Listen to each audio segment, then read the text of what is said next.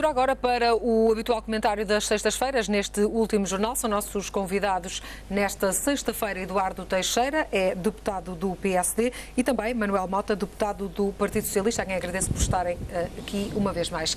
Começo por si, Manuel Mota, e por olharmos o nosso primeiro tema, um tema que marcou de facto a semana, que tem a ver com as pensões, a sustentabilidade da segurança social e a polémica que gerou as declarações da Ministra das Finanças, Maria Luísa Albuquerque.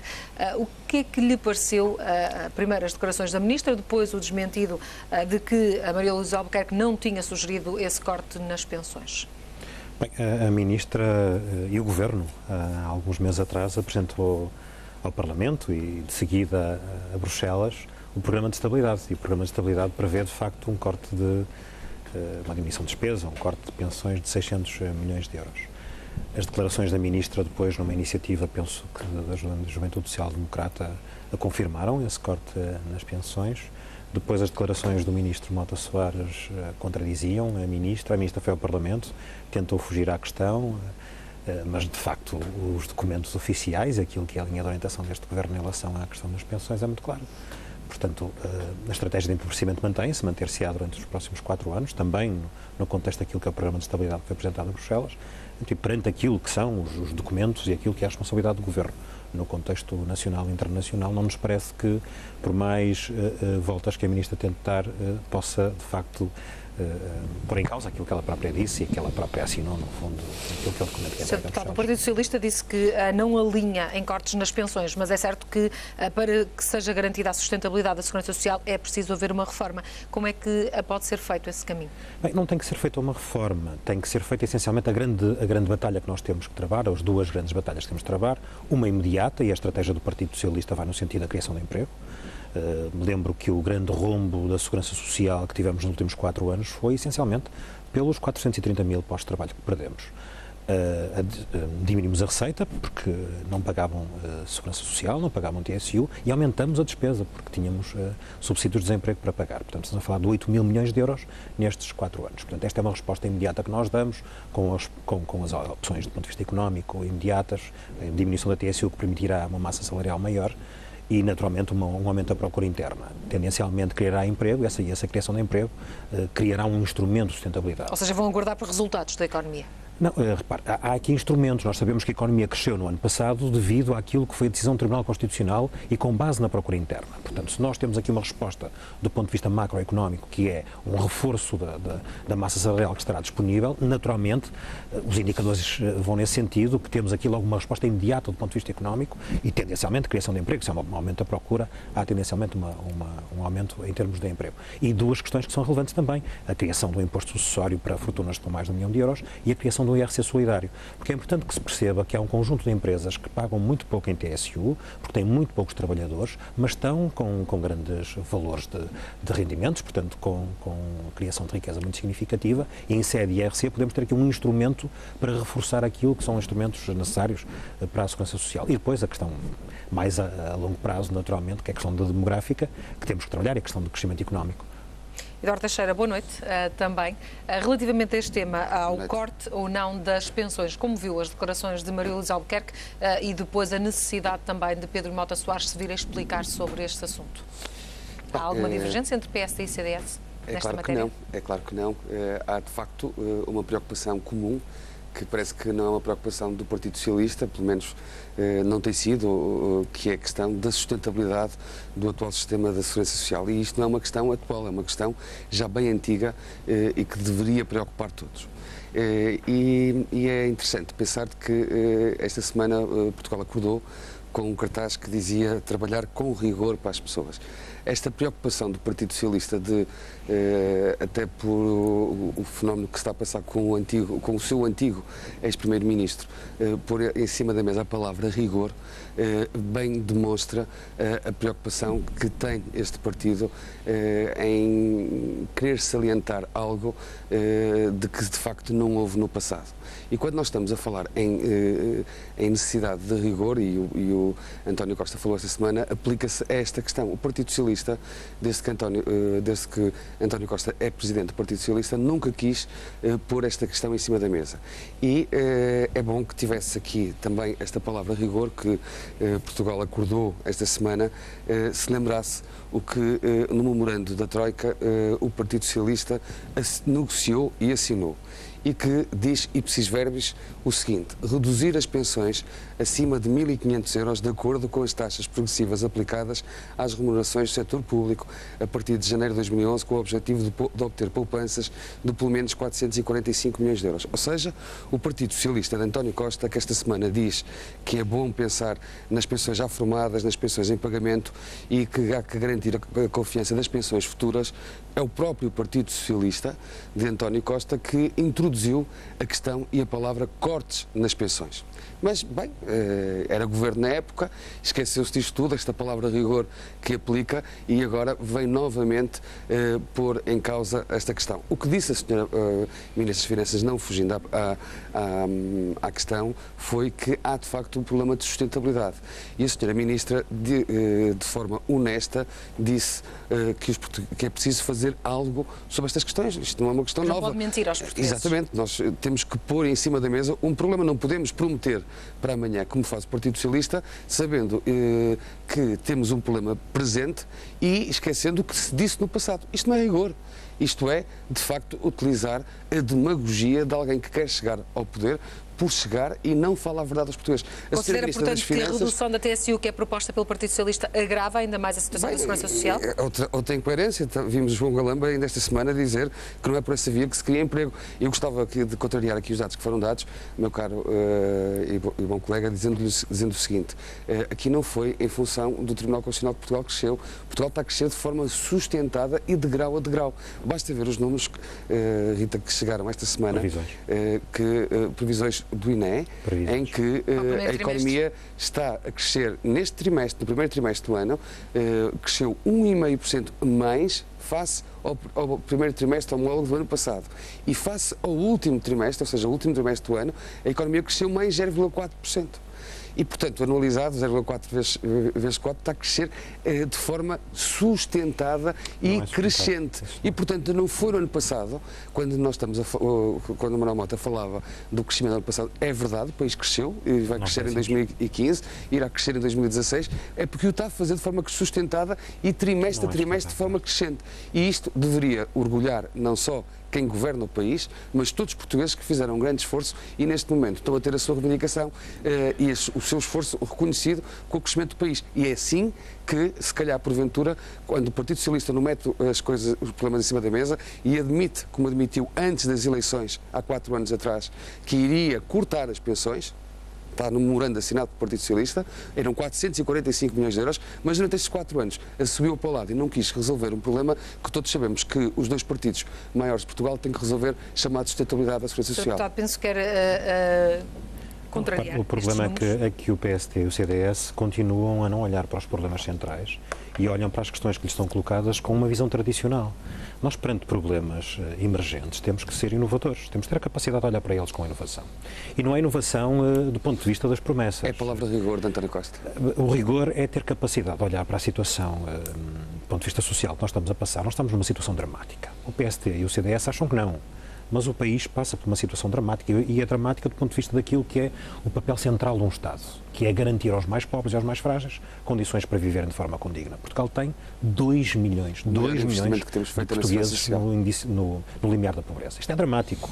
As respostas que nós temos que dar são inovadoras e objetivas e transparentes. Eu aí concordo com o Eduardo. Falemos de números, falemos objetivamente de números. O maior rumo que a Segurança Social podia ter era do emprego. Mas nós não temos que olhar para as soluções da Segurança Social, que não têm, de facto, um problema imediato. As questões que se colocam é de sustentabilidade a longo prazo e, como sabes, o sistema de segurança social é intergeracional, portanto, há uma solidariedade intergeracional. Quem está hoje a trabalhar paga para quem está hoje a receber, portanto, as questões que se colocam são mais questões. Ou seja, há haver medidas que só devem afetar as pensões futuras, na vossa opinião? Não, bem pelo contrário. Se é solidário, tem que ser solidário e eu estou agora a pagar para quem está, para a minha mãe e espero que os meus filhos paguem para a minha pensão. Mas agora a questão que é colocada é esta. Hoje, para a sustentabilidade da Segurança Social, não são colocadas, por exemplo, o IRC das empresas. é utilizado para outro conjunto de opções do ponto de vista da despesa pública. Mas se há empresas que não têm despesa significativa do ponto de vista da segurança social, porque têm menos trabalhadores, produzem essencialmente, são empresas mais de índice tecnológico, nós podemos utilizar esse instrumento de IRC para a sustentabilidade da segurança social. Portanto, nós temos que ser inovadores naquilo que são estes instrumentos. Não pondo em causa a sua sustentabilidade. Mas o maior rombo, a maior questão que se coloca à sustentabilidade é, de facto, a questão do desemprego. Porque se nós temos um desemprego que o Governo perspectiva também no Programa de Estabilidade, que em 2019 será de 10%, esse é, de facto, o maior rombo que se pode colocar à segurança social. Então é preciso inovar. A medida da TSU é transitória. É de 4 anos. Precisamos ter resultados imediatos na economia, que é o que nós precisamos. Nós não podemos continuar a achar que vamos crescer sustentadamente. Repare, este crescimento do Governo que é apresentado é um crescimento conjuntural, é de economia internacional. Nós, quando desmontamos os números, percebemos que não é um crescimento líquido, é um crescimento muito frágil e muito sustentado naquilo que é a deflação em que a Europa está, a valorização do euro, que naturalmente num país que tem muitas importações, acaba por ter aqui benefícios significativos do ponto de vista do PIB. Não são exatamente como Eduardo Teixeira, quer responder antes de avançarmos para outro tema muito rapidamente? Sim, o PS, lá está, custa-lhe reconhecer porque está em eleições e, portanto, vai tentando, não assobiar para o lado, mas tentando disfarçar o sucesso das políticas desenvolvidas nos últimos anos em grande dificuldade e deve-se a todos os portugueses. E eu gostava aqui de realçar um facto. Eu falei em crescimento sustentado de facto e é verdade. O PS, a receita do PS para o futuro é aquela do passado. É tentar crescer, mas depois acabar por não crescer, com base em aumento da despesa. E nós não podemos voltar ao passado. Nós tivemos, durante vários anos, um país que se aproximava de zero de crescimento, não crescia de facto, mas era suportado nos gastos do Estado e suportado no consumo. Nós hoje temos, pela terceira vez, no último século, e há 70 anos que não se verificava, no último século, volto a frisar, pela terceira vez no último século e há 70 anos que não se verificava, temos uma balança comercial positiva. E temos, de facto, já não durante o ano. E temos, porque precisamente não é pelo aumento da despesa que nós crescemos, nem suportado na questão, essencialmente, do consumo pela via das importações. Não, a nossa economia está mais competitiva. Há aqui um dado que também é importante pôr em cima da mesa. Portugal hoje subiu no ranking da competitividade e na afirmação. Ainda temos um caminho a percorrer, com certeza, mas hoje todos percebem que Portugal se está a afirmar pelo lado da economia. Eu vou dar 2 ou 3 exemplos, Carla, Ana Rita, que eu acho que são específicos. Nós fizemos as jornadas Portugal Faz Bem no grupo parlamentar do PSD e queria dar aqui uma palavra positiva aos empresários e aos trabalhadores que reagiram com positividade, produzindo, e a eles se deve esta questão de a nossa balança comercial ser positiva. Nós hoje temos, por exemplo, aqui na região norte, uma fábrica que produz fraldas, que é autossustentável para todas as crianças que nascem no país e que produz tão só 1 milhão de fraldas por dia. Nós hoje temos um país, e aqui na região norte, uma fábrica de calçado, por exemplo, no interior do distrito de Viana do Castelo, em Paredes de Coura, que fabrica a marca Fly by London, que é uma marca muito conhecida, é produzida no Alto Minho, em Paredes de Coura e em Guimarães, em Braga, e que produz 3.000 pares de sapatos por dia. São, de facto, exemplos São pequenos exemplos de quem está a crescer, mas quer produzir 9.000 pares de sapatos. E essa ambição temos que avançar para um tema para criar emprego. Temos que avançar para um tema que marca também a região. Falou na região norte e esta semana muito ouvimos também falar da concessão da Metro e da STCP, isto porque foi rejeitada, aliás, a terceira providência cautelar para travar a subconcessão, mas há também problemas com aquilo que estava escrito no caderno de encargos e com o contrato final. Manuel Mota, temos de facto a Câmara do Porto preocupada com este concurso. O Presidente da Câmara, Rui Moreira, fala mesmo em divergências que existem entre o caderno de encargos e o processo final. Teme que, de alguma forma, este negócio possa cair por terra antes mesmo de entrar em vigor no próximo mês? Bem, nós achamos desde sempre que este é um negócio errado. Repare, o Governo não permitiu que as autarquias que estavam todas contra este processo pudessem juntar-se e criar condições, criar inclusive uma empresa que fosse capaz de gerir a Metro, nomeadamente aquilo que é o património da Metro do Porto, considerando isto um setor estratégico e fundamental. E quem vai ganhar, quem é que ganhou este concurso? Uma empresa que tem capitais significativos do município da Catalunha, do Governo Regional da Catalunha, mais concretamente. Mas este é um processo com muitas atrapalhadas. Portanto, este é o primeiro, há aqui um preconceito do Governo, inadmissível, do nosso ponto de vista. Depois tem aquela opção de alterações sistemáticas ao caderno de encargos, que não eram, do ponto de vista daquilo que foram as negociações, não esteve nada correto. E depois, inclusive, é a incapacidade de apresentar isto de forma sustentada, e nós temos agora estes dados muito objetivos que são assustadores. Há supostamente um aumento da receita por parte da empresa e uma diminuição da despesa em segurança, vigilância, e uma receita com base num aumento de 5 km daquilo que era prevista. Estamos a falar aqui entre a receita é cerca de 1,2 milhões de euros e despesa é 2,5 milhões de euros, portanto aqui uma vantagem para esta empresa que não para as outras que concorreram com aquele determinado caderno de encargos de 3,7 milhões de euros, que demonstra claramente a incapacidade e, no fundo, até credibilidade do Governo em relação a um setor que, no fundo, eu comparo isto um bocado ao processo da TAP. A falta de transparência sistemática no processo e uma tendência muito forte de privatização, acho que até um preconceito ideológico sobre aquilo tudo que é estatal, que é extremamente preocupante. Eduardo Teixeira, está também preocupado com todo este processo de partilha das preocupações dos autarcas desta região? Ou acredita que, de facto, é um negócio que vai avançar e ter os melhores resultados? Bem, em primeiro lugar, temos que acreditar na justiça e, portanto, se há uma terceira providência cautelar que não é travada por resolução administrativa do próprio Estado, mas é travada pela justiça, não dando fundamento à decisão e à providência em si, significa que nada há ou à partida, pelo menos, tranquiliza-nos mais nesta questão. Bem, sabemos que é uma questão preocupante, todos têm, aqui na região norte, são duas importantes empresas, mas, Carla, Ana Rita, se me permitisse fazer aqui um paralelismo com o que se passou esta semana, com a vinda do Sr. Primeiro-Ministro para avaliar um modelo de subconcessão que foi implementado nos estaleiros navais de Viana do Castelo, eu queria dar isto como um exemplo de facto de sucesso. Nós tínhamos uma empresa que não tinha negócio, vivia praticamente do Orçamento de Estado, dos auxílios do Orçamento de Estado, nada que algo que possa se comparar também com a Metro e com os serviços de transporte coletivos do Porto, dado que a fraude era imensa. Havia 3,8 mil autos que eram levantados.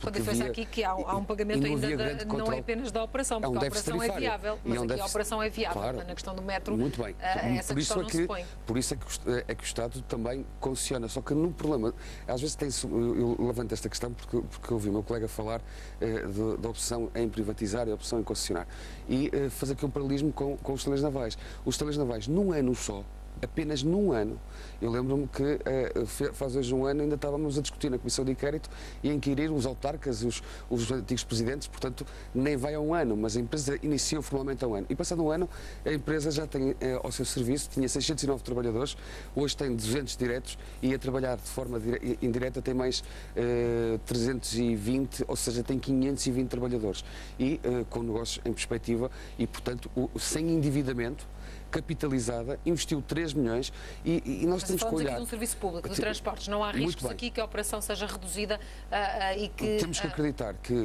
o facto da Justiça não ter travado com a providência cautelar este processo faz-nos crer que a decisão que foi tomada foi acertada e que garante com certeza os interesses dos nortenhos, dos portugueses e do próprio Estado. Vamos acreditar que assim seja. Eduardo Teixeira, agradeço-lhe uma vez mais por ter estado connosco no último jornal. Obrigada também, Manuel Mota, por ter estado connosco e bom fim de semana aos dois. Obrigado, igualmente.